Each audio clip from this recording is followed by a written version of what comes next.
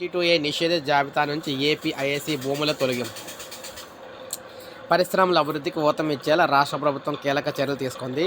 పరిశ్రమల ఏర్పాటు కోసం ఏపీఐఏసీ ద్వారా భూముల కేటాయింపులో అడ్డంకిగా మారిన కీలక అంశాన్ని తొలగించింది. 22A కింద నిషేధిత జాబితాలో ఉన్న ఏపీఐఏసీ భూములను ఆ జాబితా నుంచి తొలగిస్తూ ప్రభుత్వ ఆదేశాలు జారీ చేసింది. ప్రజలకు పరిహారం చెల్లించిన అనంతరం ఏపీఐఏసీ చేతిలోని ప్రభుత్వ భూములు, డీకేటీ భూములను నిషేధిత జాబితా నుంచి తొలగించాలని ఉత్తర్వులు జారీ చేసింది. ఎలాంటి అభ్యంతరాలు లేని 70,000 ఎకరాలను 22A నిషేధిత జాబితా నుంచి తొలగించడానికి అనుమతించింది.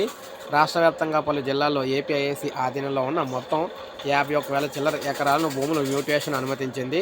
రెవెన్యూ రికార్డులు లేదా వెబ్లాండ్లో ఏపీఐఏసీ పేరు మీద భూములను మార్చేలా తదుపరి చర్యలు తీసుకోవాలని సంబంధిత జిల్లా కలెక్టర్లను అయితే రాష్ట్ర ప్రభుత్వం ఆదేశించింది. సబ్ రిజిస్టర్ల ద్వారా నిషేధిత జాబితా నుంచి తొలగించేలా చర్యలు తీసుకోవాలని సూచించింది. ఈ మేరకు పరిశ్రమలు, వాణిజ్య శాఖ కార్యదర్శి ఎన్ యువరాజ్ ఉత్తర్వులు అయితే జారీ చేశారన్నమాట. ఇక నిషేధ జాబితాలో ఉన్న భూములు అయితే తొలగించడం అయితే జరిగింది. సో ఇది మనకు అప్డేట్. ఒక లైక్ చేయండి, సబ్స్క్రైబ్ చేసుకోండి మన ఛానల్.